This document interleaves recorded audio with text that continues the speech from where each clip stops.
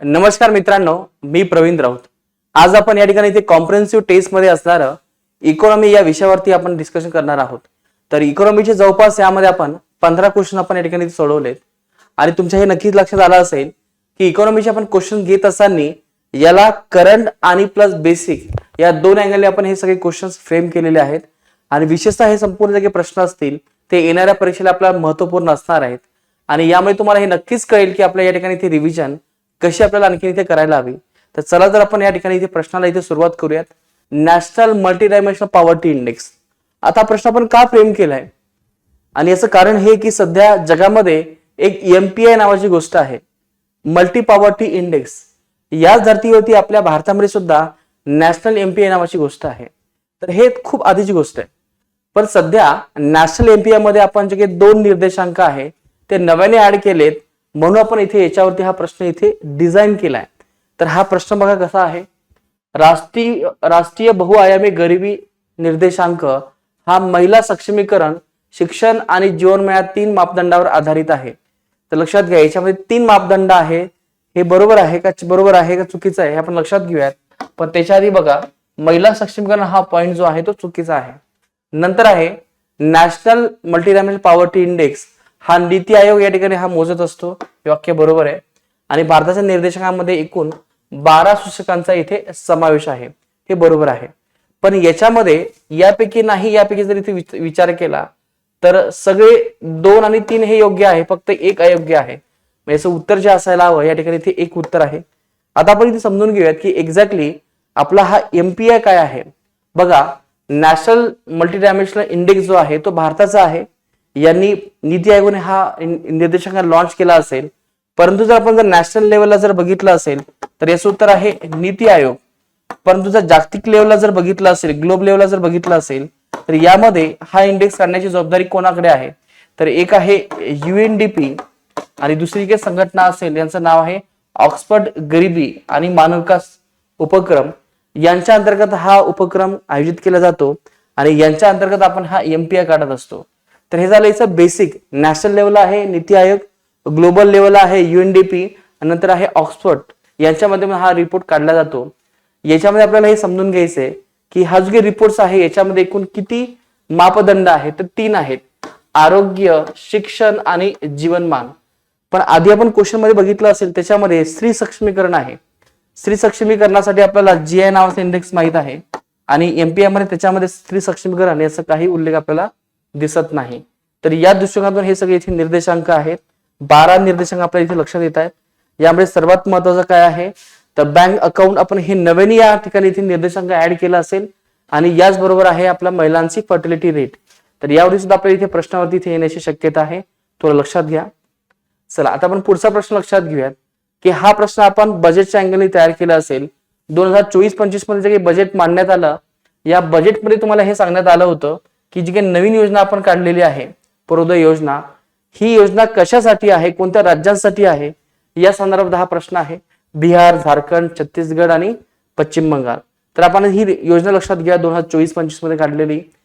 जे काही राज्य आहेत ज्याच्यामध्ये बिहार आहे, झारखंड आहे, पश्चिम बंगाल, उडीसा, आंध्र प्रदेश या राज्यांसाठी केंद्र सरकारने सध्या विशेष फोकस करण्यासाठी पूर्वोदय योजना लॉन्च केलेली आहे आणि विशेषतः या योजनेच्या अंतर्गत भारतातील औद्योगिक विकास करणे, पायाभूत सुविधेचा विकास करणे किंवा स्पेशल फोकस करण्यासाठी ही योजना या ठिकाणी इथे आणलेली आहे. पण लक्षात घ्या नाव हे खूप महत्वाचे आहेत. बिहार, झारखंड, पश्चिम बंगाल, ओडिसा म्हणजे 1, 2, 3, 4, 5, 6 तर याच्यामध्ये जवळपास 6 राज्यांचा समावेश आहे. पण याच्यामध्ये तुम्हाला जे आदिवासी राज्य आहे छत्तीसगड याचा तुम्हाला इथे उल्लेख दिसत नाहीये. तर त्यामुळे इथे छत्तीसगड लक्षात घ्या. बिहार, झारखंड, पश्चिम बंगाल, ओडिसा, आंध्र प्रदेश आहे पण छत्तीसगड नाहीये. तर या दृष्टिकोनातून आपण हा क्वेश्चन इथे फ्रेम केलाय. तर इथे या प्रश्नाचं उत्तर किती असेल इथे छत्तीसगड. याचं उत्तर आहे 3. तर ही जी काही योजना आहे ती काय आहे ती लक्षात घ्या. सुरुवातीला पंतप्रधान नरेंद्र मोदी यांनी 2015 मध्ये एक योजना इथे या ठिकाणी समर्पित केली होती. या दृष्टिकोनातून इथे पूर्वोदय योजना इथे आपण इथे आणलेली आहे. यामध्ये विकसित राष्ट्र होण्यासाठी पूर्वेकडील भागांचा विकास होणे. पूर्वेकडे म्हणजे काय, बिहार, झारखंड, ओडिसा, आंध्र प्रदेश, तो आपण जो काही पट्टा घेतला असेल त्याला आपण इथे पूर्वोदय असं म्हटलेलं आहे. याचा विकास होणं आवश्यक आहे, कारण की याला आपण इथे शॉर्टकटमध्ये बिमारू राज्य सुद्धा म्हणू शकतो, कारण की ते खूप मागासलेले आहेत. त्याला पुढे आणण्यासाठी बिमारू नावाची कन्सेप्ट आणली होती, परंतु त्याला बिमारू हा शब्द उच्चार न करता मोदी सरकारने त्याला पूर्वोदय योजना असं याला इथे नामकरण केलेलं आहे. केंद्रीय अर्थसंकल्प 2024 मध्ये अर्थमंत्र्यांनी हे जाहीर केलं. याच्यामध्ये जवळपास 5 राज्यांचा सर्वांगीण विकासासाठी योजना याच्यामध्ये तयार केली असेल. तर हे 5 राज्य लक्षात घ्या: ओडिसा, बिहार, पश्चिम बंगाल, झारखंड आणि आंध्र प्रदेश. मी बोलताना मग 6 उच्चार केला, 5 आहे. तर हे 5 राज्य तुम्हाला पाठ करायचे आहेत. तर यामध्ये आता दुसरा प्रश्न लक्षात घेऊयात. भारताला 2047 पर्यंत विकसित देश म्हणून जर स्थान मिळवण्यासाठी आपल्याला 4 स्तंभ कोणते सांगितले आहेत. तर मित्रांनो इथे लक्षात घ्या, आपल्या भारत देशामध्ये आपण स्वतंत्र मिळवलेलं आहे 1947 मध्ये. 1947 मध्ये आपण स्वतंत्र मिळवलं असेल. याच्यानंतर भारताला 2047 मध्ये जवळपास 100 वर्ष पूर्ण होत आहेत आणि भारताची जी अवस्था आहे ती विकसनशील अवस्था आहे. यामधून आपण काही पुढे जात नाहीये. म्हणून मोदी यांच्या हे लक्षात आलं की मागच्या 75 वर्षापर्यंत आपण केवळ एकाच अवस्थेमध्ये होतो, तर ती आहे विकसनशील. परंतु पुढच्या 25 वर्षामध्ये आपल्याला नक्कीच ही अवस्था विकसित देशाकडे जायची आहे. त्या प्रकारचा आपल्याला इथे रोडमॅप तयार करायचा आहे. यासाठीच त्यांनी एक नवीन प्रकारचा एक शब्दप्रयोग केला असेल. याचं नाव आहे अमृतकाल योजना. तर मित्रांनो, अमृतकाल योजनेच्या अंतर्गत पुढच्या 25 वर्षाचं याच्यामध्ये आपण प्लॅनिंग केलंय आणि प्रत्येक बजेटमध्ये म्हणजे 2022चा असेल, 23चा असेल किंवा 24चा असेल, हा प्लॅन अप्रूव्ह करण्याचा या ठिकाणी इथे प्रयत्न केलेला आहे की पुढच्या 25 वर्षामध्ये आपल्याला काय करायचंय. आणि याच 2024च्या बजेटमध्ये त्यांनी जे काही की एरिया आहे ते फोकस केलेत आणि याला आपण या ठिकाणी इथे ज्ञान असं म्हणतो. बघा, ज्ञान या शब्दाचा अर्थ काय होतो? जी फॉर गरीब, Y for youth, A for अन्नदाता आणि एन फॉर नारी. म्हणजे आपल्याला इथून पुढे या 2047 पर्यंत विकसित देशासाठी आपल्याला या 4 फॅक्टरवरती इथे आपल्याला फोकस करायचंय: गरीब, युथ, अन्नदाता आणि नारी. यांच्यामुळेच आपला देश हा विकसित होऊ शकतो. तर या दृष्टिकोनातून हा इथे आपल्याला इथे स्थान दिलेलं आहे: गरीब, युवा, अन्नदाता आणि नारी. तर या ठिकाणी बघा याचं उत्तर किती असेल? तर सांगितला नाही असं म्हटलेलं आहे. तर मुळात सगळे सांगितलेले आहेत म्हणून याचं उत्तर किती असेल या ठिकाणी इथे 4, यापैकी नाही. पुढे लक्षात घेऊयात, आपण हा क्वेश्चन का डिझाईन केला असेल? कारण की याच्या आधी आपल्याला सप्तर्षी नावाच्या योजनेवरती इथे प्रश्न आला होता. या अनुषंगाने आपण इथे हा क्वेश्चन इथे कव्हर करण्याचा प्रयत्न केला. पुढचा प्रश्न लक्षात घेऊयात. हे बघा, हे 4 एरिया असतील: युवा, अन्नदाता, गरीब आणि वुमन म्हणजेच नारी. तर पुढचा प्रश्न आहे, हे जे सांगितले तेच आहे ज्ञान: गरीब, युवा, अन्नदाता आणि नारी. पुढे लक्षात घेऊयात की भारताला 2047 पर्यंत आपली भारताची अर्थव्यवस्था किती ट्रिलियन बनवायची आहे. तर मित्रांनो लक्षात घ्या, आपल्या देशामध्ये 1947 मध्ये जर आपण इथे विचार केला तर एवढ्या मोठ्या प्रमाणामध्ये आपल्याला इथे विकसित होता आलं नाही. कारण की 1947 पासून तर 2024 पर्यंत आपल्या देशाची अर्थव्यवस्था ही केवळ $4 ट्रिलियन आहे. हे प्रमाण हे खूपच कमी आहे. परंतु नरेंद्र मोदी यांनी जो काही विकासाचा जो काही आराखडा आहे तो लक्षात घेऊन आपल्याला 2047 पर्यंत देशाची अर्थव्यवस्था ही जवळपास $30 ट्रिलियन एवढी बनवायची आहे. हा आकडा खूप महत्वाचा आहे, कारण की भारताच्या ऑफिशियल डॉक्युमेंटमध्ये अशा प्रकारचं उद्दिष्ट आपण ठेवलेलं आहे आणि म्हणून येणाऱ्या परीक्षेमध्ये आपल्याला हा आकडा इथे येऊ शकतो $30 ट्रिलियन. हा आकडा लक्षात ठेवा, पाठ करा, प्रश्न अपेक्षित आहे. तर यामुळे या प्रश्नाचे उत्तर किती असेल? इथे $30 ट्रिलियन. चला पुढे जाऊयात आपण. विकसित भारत म्हणजे काय? की देशाला एका विशिष्ट उत्पन्न लेवलच्या पुढे जायचंय. तर ते काय आहे? जवळपास $12,000 पेक्षा ते जास्त आहे. तर या दृष्टिकोनातून लोकांचं उत्पन्न वाढावं, देशाचा विकास व्हावा, जीडीपी व्हावा, यासाठी आपण हे विकसित भारत नावाचं उद्दिष्ट ठेवलं आहे, ज्याच्यामध्ये आपल्याला $30 ट्रिलियन आपलं हे उद्दिष्ट बनवायचं आहे. नंतर आहे सौर घर योजना, प्रधानमंत्री मोफत सौर घर योजना. याचं उद्दिष्ट खालीपैकी कोणतं नाही? तर 1 कोटी कुटुंबांना लाभ देणे, सौर ऊर्जा प्रकल्पाचा प्रचार करणे, नंतर आहे 300 युनिट मोफत वीज पुरवठा करणे. वरीलपैकी कोणतेही नाही. तर लक्षात घ्या मित्रांनो, जी काही योजना आपण या ठिकाणी आणली असेल तर हे खूप महत्वपूर्ण आणि खूप महत्वाकांक्षी योजना आहे. कारण की आपल्या देशामध्ये सौर ऊर्जा जी आहे ती मोठ्या प्रमाणात जर वाढवायची असेल तर यासाठी सरकारने खूप सारे प्रयत्न केले. यासाठी खूप सारी जागा लागते, पैसा लागते. पण सरकारच्या हे लक्षात आलं की आपण प्रत्येक घरावरती अशा प्रकारचे सौर पॅनल उभे करून सरकारचा खर्चही आपण कमी करू शकतो आणि देशामध्ये सौर ऊर्जा जी आहे ती सुद्धा आपण वाढवू शकतो. तर या दृष्टिकोनातून सरकारने सध्या ही योजना आणलेली आहे आणि विशेषतः ही जी काही योजना आहे ती ऑफ ग्रिड योजना आहे. तर लक्षात घ्या, ऑफ ग्रिड या शब्दाचा अर्थ काय होतो? दोन शब्द आहेत त्याच्यामध्ये, एक आहे ऑफ ग्रिड आणि दुसरा आहे ऑन ग्रिड. तर ऑन ग्रिड आणि ऑफ ग्रिड म्हणजे काय? तर लक्षात घ्या, जेव्हा आपलं घर असते या घरावरती जेव्हा हे पॅनल्स इथे लागलेले आहेत, एक उदाहरण मी देतोय, आणि ह्या पॅनलच्या माध्यमातून जेव्हा घरामध्ये जेव्हा वीज लागते, बल्ब लागतो, याला म्हणतो आपण या ठिकाणी ऑफ ग्रिड. म्हणजे याचं जे काही कनेक्शन आहे ते कोणत्याही प्रकारच्या खांबाबरोबर जोडलेलं नाहीये. म्हणून या सोलर पॅनलसाठी तुम्हाला बॅटरीज लागतील, मोठ्या प्रमाणामध्ये खर्च लागेल आणि यामध्ये तुमचा काही खर्च आहे तो जास्त आहे. जवळपास 1 किलोवॅट साठी तुम्हाला जवळपास 1.5 लाख एवढा खर्च येतो, कारण याच्यामध्ये बॅटरीचा खर्च हा खूप जास्त असतो. परंतु सरकारने असं म्हटलं की तुम्ही काय करा, आता जे काही घर असेल या घरावरती जे काही सोलर पॅनल असेल, हे पॅनल डायरेक्टली आपण कशाबरोबर कनेक्ट केलं असेल, जे काही आपले पोल असेल घरावरती, या पोलला आपण कनेक्ट केलं. म्हणजे जेव्हा तुम्हाला इथे एक्स्ट्रा वीज असेल तर तेव्हा तुम्ही या ठिकाणी या कनेक्टला करू शकता, ग्रिडला देऊ शकता. जर तुम्हाला जर रात्री जर वीज हवी असेल तुम्ही इथे घेऊ शकता. म्हणजे जेणेकरून तुम्हाला इथे बॅटरीचा जो काही खर्च आहे तो अजिबात नाहीये. जशी वीज लागेल तशी आपण ते खांबावरून घेऊ शकतो, म्हणजे ग्रिड मधून घेऊ शकतो, आणि जशी आपल्याकडे एक्स्ट्रा असेल तशी आपण त्यांना देऊ शकतो. म्हणजे एका प्रकारचा याच्यामध्ये आपला एक इन्कम सोर्स तयार झालेला आहे. तर लक्षात घ्या, ही योजना कोणत्या प्रकारची आहे? तर ही ऑन ग्रिड नावाची योजना आहे.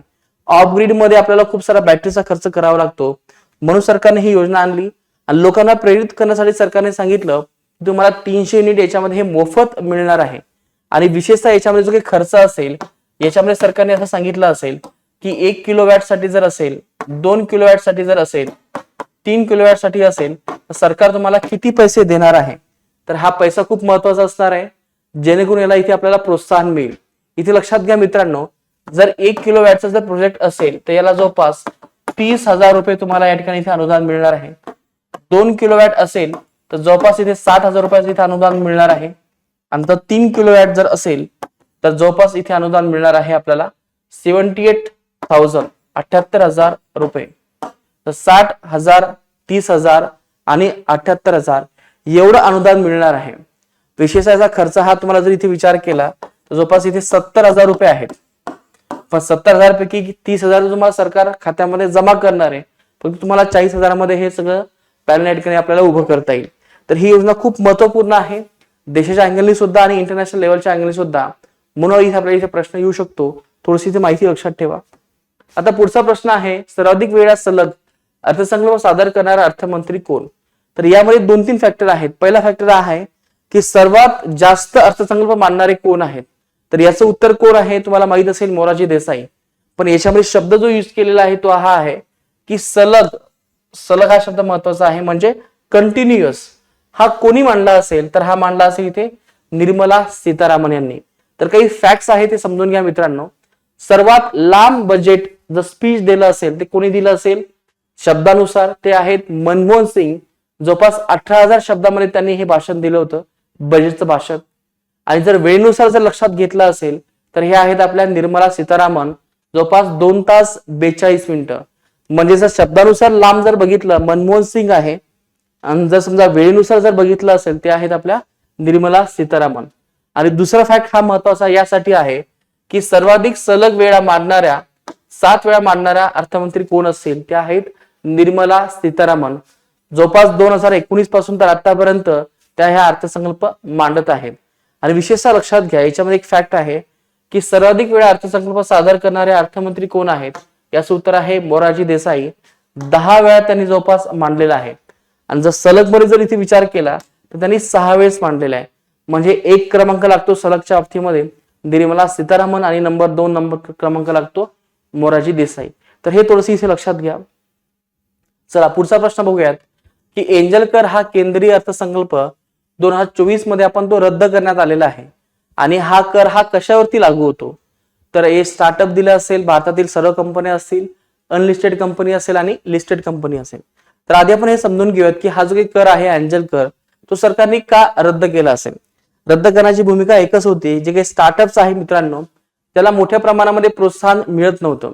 त्याच्यामध्ये गुंतवणूक येत नव्हती, म्हणून हा कर सरकारने इथे रद्द केलेला आहे आणि यामुळे आता भविष्यामध्ये नक्कीच स्टार्टअप मध्ये मोठ्या प्रमाणामध्ये इथे गुंतवणूक येण्याची इथे आपल्याला अपेक्षा आहे. यामध्ये आणखी एक फॅक्ट आहे, थोडंसं लक्षात घ्या. जे काही महामंडळ कर आहे, जे काही परकीय कंपन्या, याच्यावरती हा आधी 40% होता, आता तो या ठिकाणी इथे 35% आणलेला आहे. याच्यावर सुद्धा आपल्याला इथे प्रश्न येऊ शकतो, त्यामुळे हाही फॅक्ट लक्षात घ्या. आता पुढचा प्रश्न लक्षात घ्या, ज्याला आपण एंजल टॅक्स या ठिकाणी इथे असं म्हणतो. एंजल टॅक्स आपण हा सर्वप्रथम 2024-25 मध्ये हा रद्द करण्यात आलेला आहे आणि हा कर कोणावरती लागतो, तर हा कर लागत असतो जे काही स्टार्टअप्स आहेत यांच्यावरती हा कर लागतो आणि ज्या काही अनलिस्टेड कंपन्या आहेत, ज्या स्टॉक मार्केटमध्ये नाही आहेत, त्यांच्यावर सुद्धा हा कर लागतो. देशातील सर्व कंपन्यांवरती हा एंजल टॅक्स लागतो का, तर याचं उत्तर हे चुकीचं आहे. तर केवळ स्टार्टअप कंपनी असेल किंवा अनलिस्टेड कंपनी आहे की ज्या शेअर मार्केटमध्ये नाही आहेत, यांच्यावरती हा या ठिकाणी हा कर लागतो. यामध्ये स्टार्टअपला प्रोत्साहन मिळावं, गुंतवणूक वाढावी, यासाठी आपण हा एंजल टॅक्स जो आहे तो सध्या रद्द केलेला आहे, लक्षात घ्या. आणि विशेष असं तुम्हाला असा प्रश्न येऊ शकते की कोणत्या वर्षी हा एंजल टॅक्स कर लागू करण्यात आला होता, तर याचं वर्ष आहे 2012 मध्ये एंजल टॅक्स आपण हा इथे लागू केला होता. हे आहे आपला एंजल टॅक्स काय आहे आपण हे बघितलं. याच्यामध्ये हे कलम लक्षात घ्या, खूप महत्वाचं आहे. आयकर कायदा 1961च्या कायद्यानुसार कलम 56(2) नुसार आपण हा कर जो आहे तो आणला होता आणि नवनव्या प्रकल्पात गुंतवणूक करणाऱ्या गुंतवणूकदारास एंजल असं म्हणतो आणि त्यांच्यावरती लागणारा जो काही कर आहे त्याला आपण एंजल टॅक्स असं म्हणतो. थोडक्यात काय, जे इन्व्हेस्टर असतात त्यांना आपण एंजल असं म्हणतो आणि त्यांच्यावरती लागणारा कर म्हणजे असेल इथे एंजल टॅक्स. तर इथे लक्षात घ्या, याच्यावरती आपण इथे समजून घेतलंय. हा कर किती होता अनलिस्टेड कंपनी आणि स्टार्टअप वरती, तर हे प्रमाण जवळपास 30.9 होतं, पण ते आता तुम्हाला लक्षात ठेवण्याची आवश्यकता नाही, कारण हा टॅक्स आपण पूर्णतः रद्द केलेला आहे. एखाद्या पूर्ण विकसित देशात आपल्याला ते उत्तर बघायचं, उत्तर काय आहे बघा. याचं उत्तर किती असेल, लिस्टेड कंपनी नाही आहे आपण बघितलं, भारतातील कंपनी नाही, याचं उत्तर आहे ब आणि ड. याचं उत्तर आहे ते 3.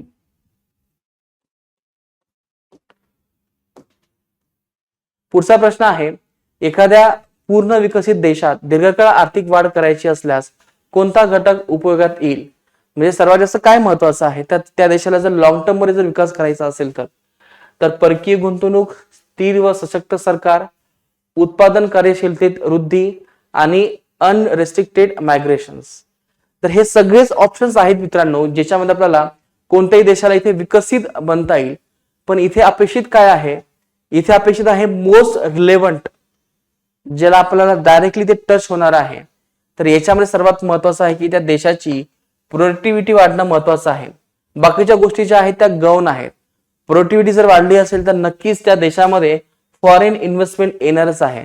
स्टेबल आणि स्ट्रॉंग गव्हर्नमेंट हे महत्वाचं आहे, पण याच्यापेक्षाही जास्त काय महत्वाचं आहे, प्रोडक्टिव्हिटी वाढवणं महत्वाचं आहे, उत्पादन वाढवणं महत्वाचं आहे. हे झालं तुमचं इथं उत्तर 3 आहे. पुढचा प्रश्न आहे की परकीय व्यापार धोरण जे 2023 मध्ये पियुष गोयल यांनी हे लॉन्च केलं असेल, तर यानुसार इथे याचं उत्तर काय आहे आपण बघूयात. हे धोरण वाणिज्य मंत्री पियुष गोयल यांनी मांडले, बरोबर आहे. 2023 पर्यंत भारतीय निर्यात $1 ट्रिलियन करण्याचे लक्ष्य ठेवण्यात आले. या धोरणानुसार प्रत्येक जिल्ह्यामध्ये आपण एक्सपर्ट हब आणि निर्यात प्रोत्साहन समिती आपण स्थापन करणार आहोत. याच्यामध्ये जे 4 केंद्र आहेत हे कोणकोणते आहेत, फरीदाबाद, मुरादाबाद, मिर्जापूर आणि वाराणसी हे सगळे शहर आहेत. तर या फॅक्ट्स मध्ये आपल्याला प्रश्न येऊ शकतो. तर यानुसार आपण इथे बघूयात की पियुष गोयल यांनी हे 2023 फॉरेन ट्रेड पॉलिसी त्या ठिकाणी इथे मांडलेली आहे. यामध्ये यांनी असं सांगितलं, ही डेट सुद्धा लक्षात ठेवा, 30 मार्च 2023 मध्ये ही पॉलिसी आपण जाहीर केली असेल. या पॉलिसीचे जे धोरण आहे ते 5 वर्षाचं असायचं, पण आता जे काही मिशन आहे किंवा जे काही धोरण असेल 2023 व्यापार धोरण, याच्यामध्ये आपण कोणत्याही प्रकारची इथे निश्चित कालमर्यादा दिलेली नाही. हे थोडं लक्षात ठेवा, याच्यावरती प्रश्न येऊ शकतो. आतापर्यंत आपण 5 इयर प्लॅनचं फॉरेन ट्रेड पॉलिसी लक्षात घेतली होती, पण इथून पुढे याला कालमर्यादा नसेल. नंतर आहे परकीय व्यापार धोरणाचे इथे वैशिष्ट्य काय आहे, तर लक्षात घ्या 2030 पर्यंत भारताची एकूण निर्यात आपल्याला 2 ट्रिलियन एवढी न्यायची आहे. 2 ट्रिलियन एवढी आपल्याला करायची आहे. यामध्ये आपल्याला वस्तू आहेत 1 ट्रिलियन आणि सेवा आहेत आपल्याला 1 ट्रिलियन, म्हणजे 2 ट्रिलियन आपल्याला घेऊन जायचं आहे. पण याच्यामध्ये आपण वस्तूमध्ये इथे डिवाइड केलं असेल $1 ट्रिलियन आणि दुसरं केलं असेल या ठिकाणी इथे सेवा, ते असेल या ठिकाणी इथे $1 ट्रिलियन. तर अशा प्रकारचं हे महत्वाचं आपलं इथे उद्दिष्ट होतं. आणि 2022-23 मध्ये अनेक जागतिक संकटे असून सुद्धा भारताची वस्तू सेवा निर्यात ही आपली वाढलेली आहे. तर हा विक्रम आहे $760 अब्ज. हाही आकडा थोडासा इथे लक्षात ठेवा येणाऱ्या परीक्षेसाठी.